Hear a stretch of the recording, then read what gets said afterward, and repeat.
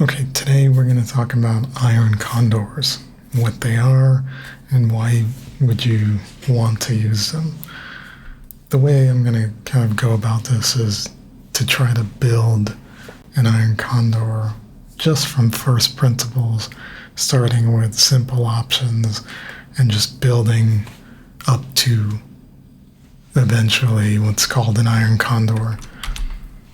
So options to me are essentially a betting game.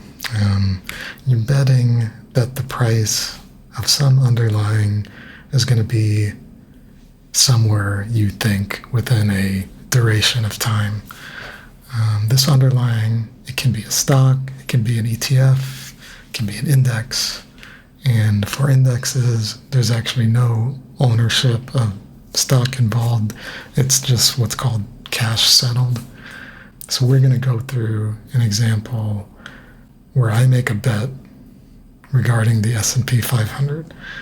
And to do this, we can use the SPX index. And we're going to basically start with one option and build up to what's called an iron condor. And you will hopefully understand why the iron condor exists from first principles. So just a refresher, a call option is a right to buy, a put option is a right to sell. Both of these can either be bought or sold. Selling them will give you some income, which is a credit, and buying them will cost you something, which is a debit. Now, here's a graph of the S&P 500 index, which is SPX. I did this trade on October 7th, so right about here, and this was kind of my starting point. Just looking at this graph, maybe I did some analysis or whatever, but this is what we're starting with. Now, the first thing I need to think about what type of bet I want to make. Let's say I believe all the tech hype is kind of misguided, so I'm a bit bearish. In other words, I think the price is going to come down. Maybe not a lot, but at least, I'm bearish for a certain duration of time. Now, one way to kind of formulate this bet is saying, I don't believe that the price will go above a certain value within a certain time. Now, can I make this bet? Yes, you can. Whether it's actually a good bet, we will find out. So let's say, it's October 7th, and the current price of SPX, we saw, is around 57.50. I don't believe it's going to go above 57.80, which is, right around here somewhere. Just maybe I look at history and I see that, okay, I think this is a range I don't expect it to go into. And so I pick a price, 57.80, and I'm going to make this bet. It's not going to go above 57.80 within the next 10 days, which is going to be October 17th. So what I can do is I can sell a 57.80 call option, and someone will give me money for this because they would like to own that option. And by owning that option, this gives them the right to buy 100 shares at 57.80. Now, why would they pay me for this ability? Well, that counterparty is essentially betting the opposite of what my bet is. They think the price will go above 57.80, making that call option that they buy worth much more than what they purchased it for. So they're making the opposite bet that I'm making. And the price that they're willing to pay me to accept this bet is $3,649. This is the price on the open option market. So coming back to our graph, this is the line of the call option that I sold at 57.80. And looking at this, maybe you believe me that the price is not going to go above this line. Well, we'll find out. So this is cool, right? I now have an additional 3,000 $649 in my account. That's pretty nice.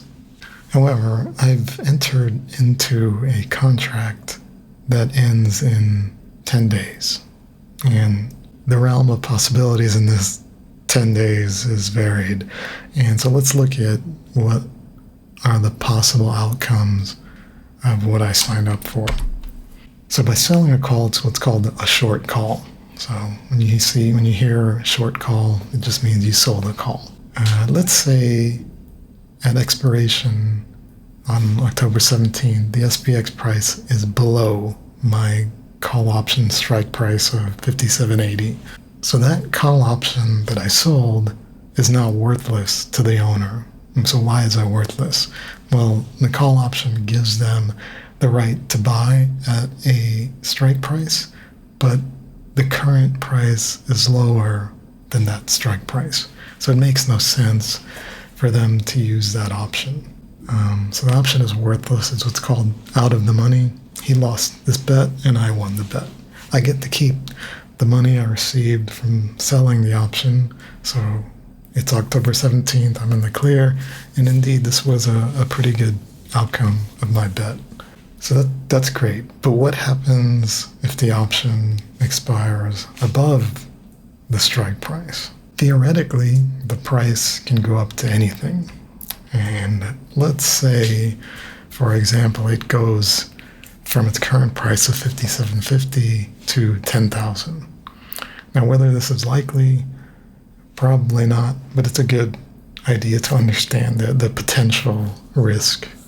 Now, because I sold the call option, I'm obligated to fulfill, my part of the contract.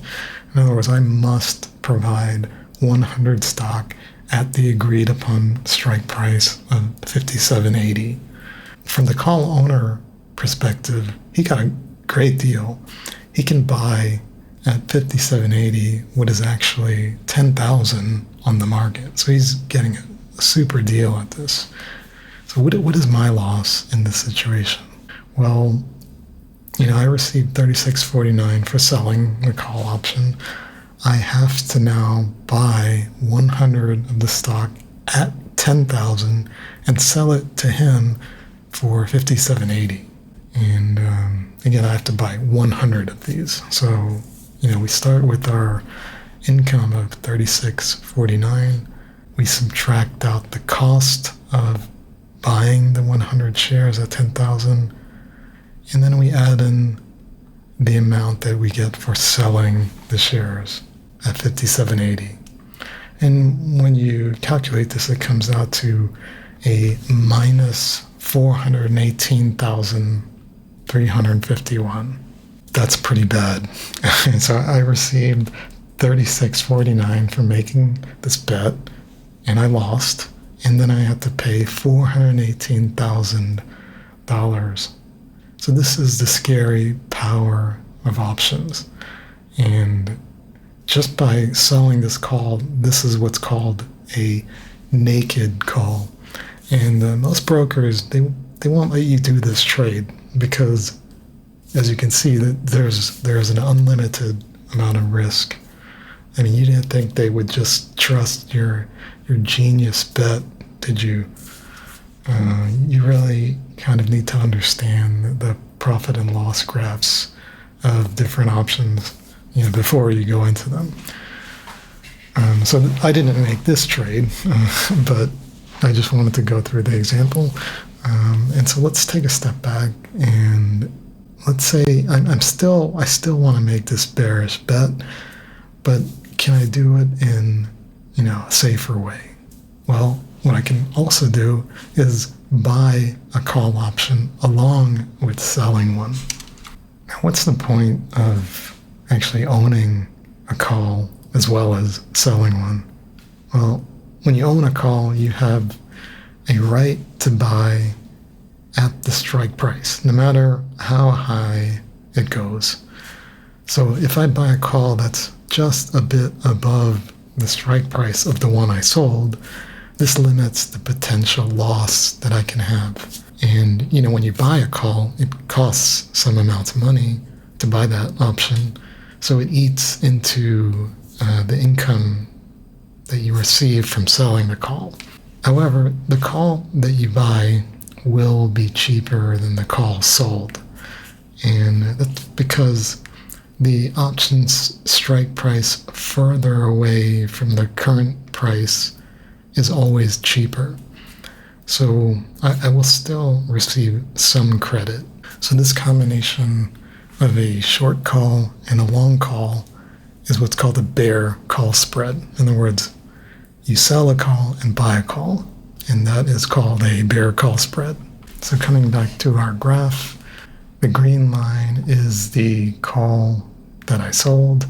The red line is the call that I bought. And again, it's just above the call option that I sold. Now let's look at why having this is a good idea. This call that I bought. So I received $36.49 for selling the 5780 call option. It costs me $32.09 to buy the 5790 call option. So the net credit I received for entering this trade is just the difference, which is $440. It's a credit. I get that money, but it's obviously much lower than if I were to just sell the call by itself. But let's look at the situation where the price skyrockets to 10,000 like we did earlier. So I have to now buy 100 of the stock with the current market price of 10,000 and sell it for 57.80. However, since I own a 5790 call, I can buy those shares for 57.90 and not actually have to pay 10,000, which is the market price. So what it comes out to, is 440, which is the income I received, minus buying the cost of buying 100 shares at 57.90, plus the amount I get for selling the shares at 57.80, and that comes out to a minus $560. This is a much smaller loss than before, which was $418,000. And so you can see how just having the long call gives the safety at the cost of lowering your income. But you really need that safety. So then I look at this and I say, okay, this net credit of $440 for my bet, it's not great. Maybe I can get some more. Can I adjust my bet in some way where I can get a little bit more income? And yes, you can. I can adjust my bet to add that the price will not go below a certain value. So coming back to our graph, we've set up our bear call spread at the top, and now I've added this new line, which, let's say I don't believe that the price is going to go below this green line. And so I'm setting a kind of lower bound.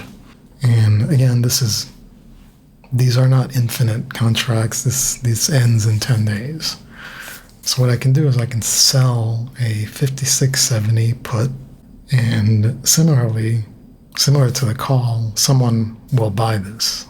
Now, why are they going to buy this? So this gives them the right to sell 100 shares at 5670. This counterparty is essentially betting the opposite of my bet. They think the price will go below 5670, whereas I don't think it's going to go below 5670. So they are willing to accept my bet, and the price they're willing to pay me is $32.80 for this put option.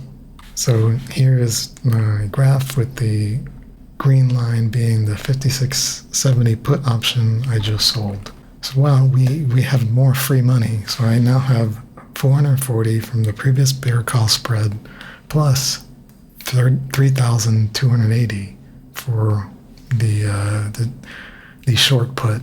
However, we still have 10 days and things can happen in those 10 days. So let's look at what the possible outcomes are. Let's say at option expiration, the SPX price is above my put option strike price of 56.70. So the put option I sold is now worthless to the owner. So why is it worthless? Well, the put option gives them the right to sell at the strike price, but the current price on the market is already higher, so it makes no sense for him to use that option. The option expires out of the money, it's worthless. He lost the bet, I won. I get to keep the money I received for selling it, and we are in the clear, and it was a pretty good outcome of my bet. But what happens if the option expires below the strike price? Well, theoretically, the price can go to zero. And let's say it goes from its current price of $57.50 to zero. Is this likely? Probably not, but it's good to understand the potential risk. Because I sold the put option, I am obligated to fulfill it. In other words, I must buy 100 stock at the agreed upon strike price of $56.70. From the put owner perspective, he got a great deal. He can sell at $56.70, which is actually zero on the market. And so what is my loss in this situation? Well, I received $32.80 for selling the put and $4.40 for the bear call spread. I must now buy 100 of the stock at $56.70 and sell for zero.